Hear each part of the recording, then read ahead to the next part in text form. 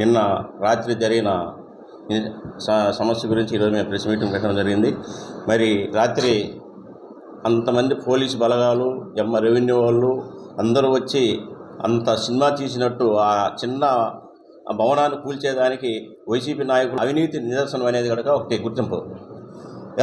చెరువులు అనేది ఎవరు అబ్బ సొత్తు కాదు, ఎవరు సొమ్ము కాదు. అది ఈరోజు స్వచ్ఛంగా అధికారాలు వచ్చి దాన్ని స్వచ్ఛంగా తొలగిస్తామంటే మనం కనుక ముందుండి నడిపించాలని కనుక వైసీపీ నాయకులకు కానీ ఇది తెలపడం అయింది. మరి వైసీపీ నాయకులు మరి ఎమ్మెల్యేగా మేడం కానీ ఎమ్మెల్సీ గోవిందరెడ్డి సార్ కానీ మరి వాళ్ళు చేసింది కరెక్ట్. వాళ్ళ స్థలం జనైన్ అనేది అంటే కలెక్టర్ గారికి కానీ జాయింట్ కలెక్టర్కో ఆర్డీఓ గారికో ఈ ఎరుకు ఒక రిప్రజెంటేషన్ ఇవ్వలేదు. మరి ఎందుకు ఇవ్వలేదు? అది చెరువు పూర్వం కాబట్టి దానికి హక్కు లేదు కాబట్టి మనం ఇవ్వలేదు. మరి నితీష్ రెడ్డి అన్న అధికారులను మీరు పగలగొట్టేను కుర్చీల్లో కూర్చోండి లేకపోతే లేదు అనేది వాళ్ళు నిన్న ప్రెస్ మీటింగ్లో చెప్పినారు. నితీష్ రెడ్డి అన్నకు ఏం సంబంధం?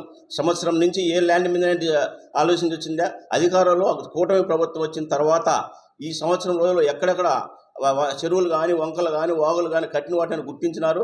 వాటిని ఒకటిపై ఒకటి చేస్తున్నారు.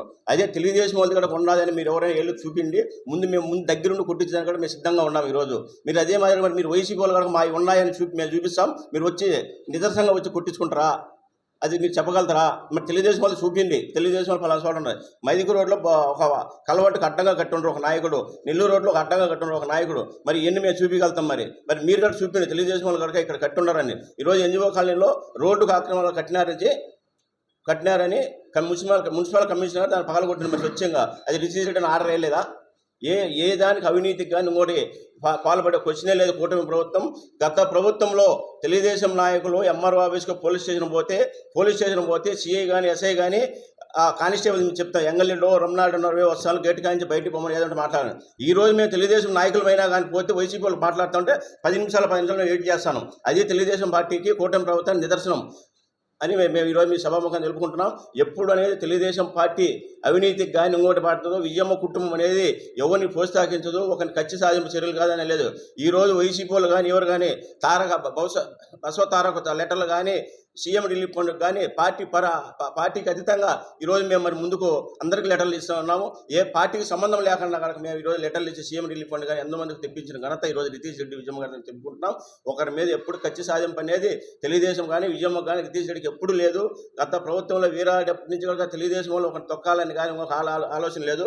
ఈ రోజైనా ఒకటే చెప్తున్నాం, మా తెలుగుదేశం నాయకులు ఎక్కడైనా కానీ ఈ వంకకు కానీ పలానా గవర్నమెంట్ ల్యాండ్ ఆక్రమించి వాళ్ళు పట్టాలు కానీ బేస్ పట్టాలు కానీ వేసుకున్నారని ఒకటి చూపిండి స్వచ్ఛంగా వచ్చి మా నాయకుడే ఉండి బెదిరించి వాళ్ళు తీసేదానికి సిద్ధంగా ఉండరు. మరి అదే రకంగా మరి గోవిందరెడ్డి సార్ మరి వాళ్ళు చెప్పిన తర్వాత మరి వాళ్ళని గుర్తించిన తర్వాత మన అవినీతికి పాల్పడుతుంది వాళ్ళని తొలగించుకునేటట్టు వాళ్ళని తొలగించుకోమని కనుక ఈరోజు మేము తెలుపుకుంటున్నాం. ఇదే ఇంతకుముందు 2023లో నితీష్ రెడ్డి అన్న ఒకసారి సభాముఖంగా ఇదే సవాలు ఇచ్చినండు రాని నేను చూపిస్తానని కనుక లోకేష్ సార్ సవాలు ఇచ్చినండు. మరి ఈరోజు కాబట్టి అట్లాంటి సవాళ్ళు వాళ్ళు ఎదుర్కోవాల్సిందే తప్పక మా నాయకుల్లో కానీ ఎవరిలో మా కార్యకర్తలు కానీ ఎవరు అట్లాంటి అవినీతి చేయాల్సిన అవసరం లేదు.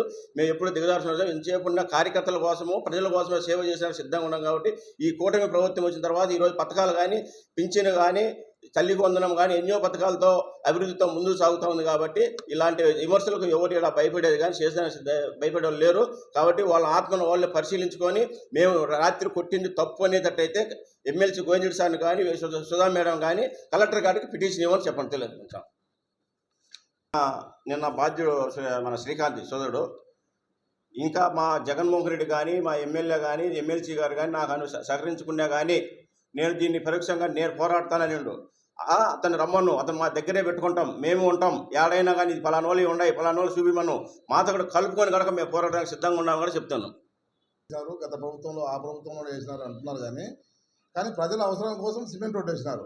చెరువు తట్టు పూర్వం పోకు దాంట్లో రోడ్డు వేయకూడదని ఏం లేదు. ప్రజలకు అవసరమైన కాడికి దారి వాళ్ళకి వేసినారు తప్ప అదే శ్రీకాంత్ రెడ్డి ఇల్లు వేసుకోమని చెప్పి రోడ్డు వేయలే. అది అట్లా మాట్లాడడం తప్పు. దాని ఒక సెకండ్ చెప్తా. గత ప్రభుత్వంలో తెలుగుదేశం గవర్నమెంట్ అనే చెరువుతుట్లో సిమెంట్ రోడ్డు వేసినారు అనేది మీ క్వశ్చన్. దానికి మేము చెప్తున్నాం, పూర్మవల్ల బైపాస్ రోడ్డు చెరువు తొట్టు ఆ వల్ల ఉంది ఈ వల్ల ఉంది. ప్రజలకు అనుకూలం ఇచ్చిన కాడ చెరువు తొట్టులైనా వేస్తారు, చెరువులో కూడా వేస్తారు, సముద్రంలో కూడా బ్రిడ్జిలు కడతారు ప్రజల అవసరాల కోసం. అది దాని గురించి క్వశ్చన్ వేయాల్సిన లేదు, దాని గురించి అడగాల్సిన అవసరం లేదు. ఈరోజు బైపాస్లో ఆ వల్ల చెరువు తొట్టే ఈ వల్ల చెరువు తొట్టే మరి ఈరోజు మనం బస్సులు తిరగడం లేదా, ఆర్ఎంఎల్ వర్కులు చేయడం లేదా? అది ఏ గవర్నమెంట్లో జరిగింది? గవర్నమెంట్కి దానికి కాదు, అవసరాలను బట్టి ఆడైనా వేస్తారు, వాళ్ళకి హక్కు ఉంది గవర్నమెంట్కి. అది దానికి వీలు కాదు కాబట్టి 1 by 1 అన్ని జరుగుతాయి. ఇంకోటి బ్రదర్ ఒక్క మాట, ఆయన ఆయన అతను ఏం శ్రీకాంత్ రెడ్డి మాట్లాడింది ఏంటంటే, నాతో తెలుగుదేశం వాళ్ళు కూడా టచ్లో ఉండరు, తెలుగుదేశం వాళ్ళు కూడా మాకు మద్దతు ఇస్తున్నారు, వాళ్ళ పేర్లు చెప్పనన్నాడు. నువ్వు మగవారు అయితే వాళ్ళ పేర్లు చెప్పు, నీకు ఎవరు మద్దతు ఇచ్చినాడు తెలుగుదేశంలో? ఊరక ఉమారాసన చెప్పినా అంటే వైసీపీలు కూడా చెప్పినారంట, మరి కాదు, పద్ధతి కాదు అది. ఎవరో ఒక పార్టీ చెప్పమని చెప్పు వాళ్ళ పేర్లు, స్థాయికి మించి పార్టీ విమర్శ సస్పెండ్ చేయడం, చేపిస్తాం మేము ఎవడైనా సరే. స్థాయికి మించి విమర్శలు చేయడం కూడా కరెక్ట్ కాదు కదా.